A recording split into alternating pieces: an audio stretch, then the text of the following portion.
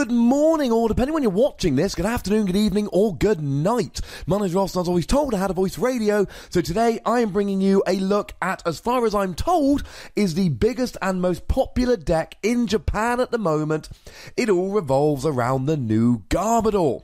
Now, I did a video about the Alola Ninetales deck recently, and a couple people said, hang on a second, this is just your opinion. Let me be clear, I got an email from a lovely chap, Antoine Boulet, he is a lovely man. This information is coming from people in Japan, playing in tournaments in Japan, where it's my opinion, and there's something I'm going to add of my own towards the end here. I will let you know, and the analysis is very much mine. But the key information of what decks are being played, etc., this is all coming from people in Japan, so unless they're lying to me, this is proper Eye on Japan stuff. So, it all revolves around the Garbodor that's coming out very soon in Guardians Rising, and this Garbodor is ridiculous. For a single energy, you do 20 damage for every item card in your opponent's discard pile. And that is utterly, ludicrously powerful. It's almost a little bit too good. Now, I did do a video about the card as a whole, and I don't think I gave it 5 wussies. Feel free to go and put a comment on that video telling me I'm an idiot for not giving it 5 wussies. It's clearly a 5 wussie card. Now, let's go through some maths here. If your opponent has 9 items in their discard pile, that means you're hitting for 180 damage, which is a one-hit KO on something like Tauros GX. If your opponent has got 7 item cards in the discard pile, you're hitting for 140. But if you had a choice band to do 30 more to EXs and GXs, now you're hitting for 170 to an EX or a GX, which means you're getting a one-hit KO against things like Tapu Lele. If you want to get a one-hit KO against, I don't know, let's say a Shaymin EX, well, they've got 110 HP, so if your opponent plays 4 item cards, you're doing 80 damage, and in a choice band, you're doing 110. Let's say you're against a Mega Gardevoir, they've got 210 HP, which means that you have to have 9 items in your opponent's discard pile. 180 plus the choice band means you do 210.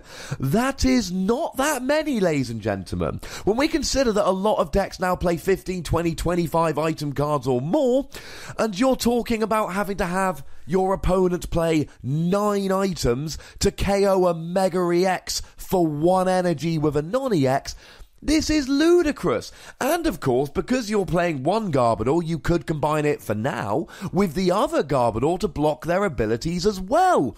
Or you can play something like a Muck, which only blocks basic abilities, but that's good enough for things like Shaymin, Tapu Lele, Volcanion, etc. Block their abilities, and you're not blocking them playing item cards here. They can play as many item cards as they want. They're just not going to want to play very many. Now, this means that your opponent is going to have to change the way that they play. They're not, in a Volcanion deck, going to be wanting to play cards like Energy Retrieval. That means that playing cards like Crushing Hammer or Team Flare Grunt to get rid of energy are going to become an awful lot better. I've already mentioned Choice Band. There's lots of other good tools in the game at the moment, like Floatstone and Fighting Fury Belt. Well, we got Field Blower coming out that allowed you to discard them, so your opponent knows that if they play their tools, then you can play a Field Blower to discard them, and not only do you get rid of the tools, but every tool you get rid of allows you to do an extra 20 damage. This is just mean. And let's not forget that you're playing a non-EX-GX Pokemon, giving up 1 prize, but you're doing enough damage to KO Pokemon that give up 2 prizes. Now, your opponent can just not play any item cards, but that's really difficult. Ultra Ball, Versus Seeker, Trainer's Mail, Fighting Fury Bout, Choice Band, Aqua Patch, etc. Your opponent's strategy is likely to revolve around playing these cards. And here's the thing. The best, most aggressive, most highly played draw supporter we've got at the moment is Professor Sycamore. But there's a big problem with this, because if your opponent plays the items, you're doing extra damage. But if your opponent plays a Sycamore without playing the items, then they discard the items anyway, and you're doing extra damage. it means that your opponent has really got to either walk into your strategy, and I've already demonstrated how few items they need to use / discard for you to be getting big one-hit KOs, or they need to play very, very carefully and really change the way they're playing, which makes your disruption card so much better. But of course, Garbodor on his own might not be enough. He needs some partners. So I asked the lovely Antoine Boulet, what the kind of cards being played with Garbodor, and I've got some examples for you. Now let's be clear here. You can play this with almost anything. It's a stage 1. It attacks for a single energy. You'd rather be playing only psychic or colourless Pokemon, because Garbodor needs a psychic energy to attack. But you could still play something like Rainbow Energy here. Or you could even just play a mixture of energy. Professor's Letter has been invented. So, my personal choice, and the one which I gather is seeing probably the most play at the moment, Tauros GX. Couple of reasons for this. Firstly, it doesn't need any coloured energy, so it works nicely with your psychic.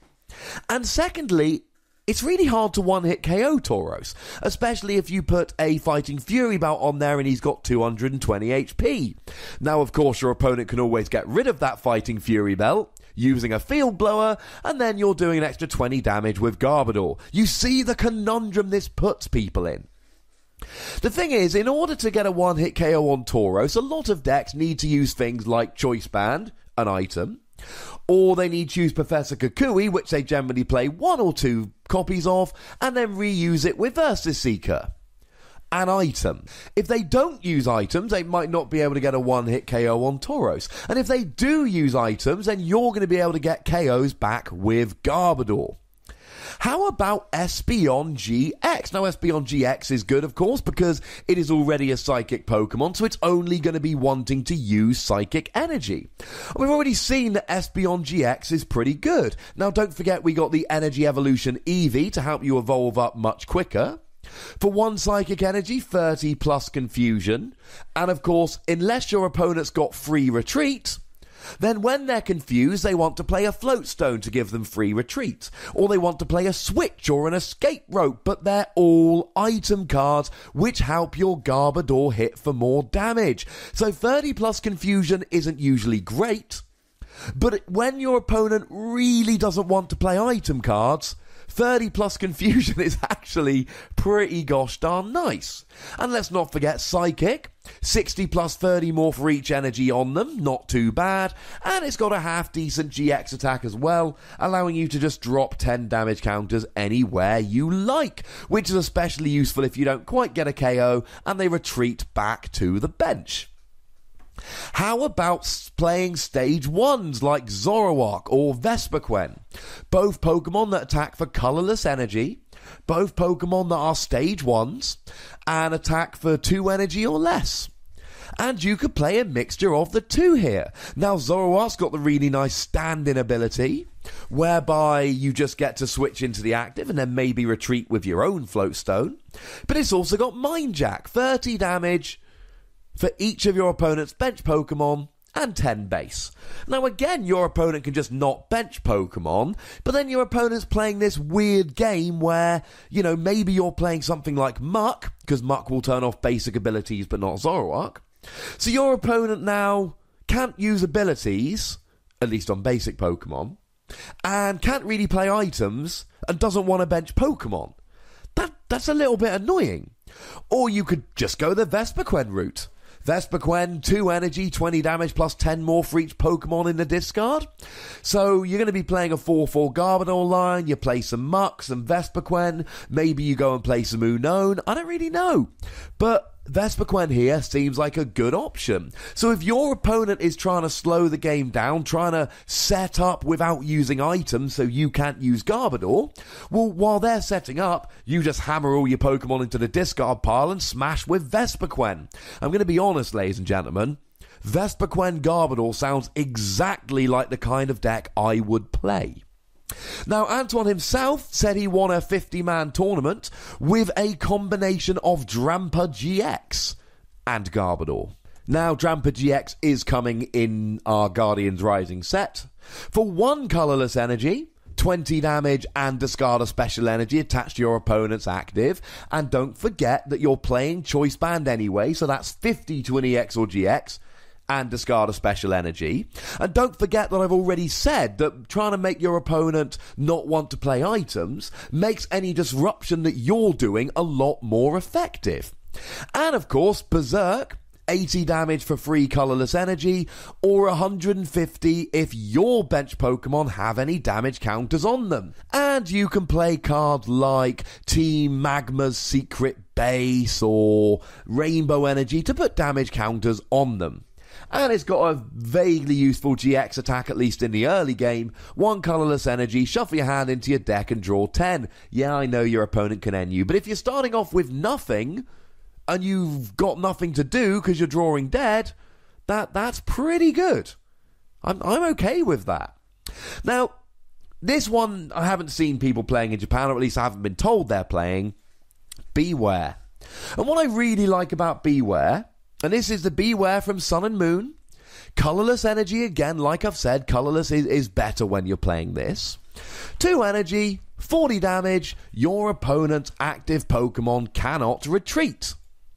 So, if they can't retreat, how do they get out the active? Well, they play cards like Switch and Escape. Oh, darn it.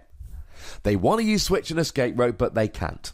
So you play Beware, and you do 40 damage while using Bear Hug, and they can Switch and Escape Rope, but they're playing into your Garbodor's hands if they do. I don't know if Beware's the most competitive idea, but I have not made a secret of my love for Beware, and if there's a viable Beware deck out there, I will find it, and I will play it. The biggest thing about this deck, and this cannot be overstated, this will literally change the way we build decks. We will build our decks differently to try and get around Garbodor. Like I already told you back in the Alola Ninetales video. You use Vulpix because it can search for your Pokemon without using Ultra Ball, etc, etc. People are going to build their decks to try and use fewer items, and when a card and a deck comes along that literally changes how we construct decks, that is a huge deal and it's deserving of a video.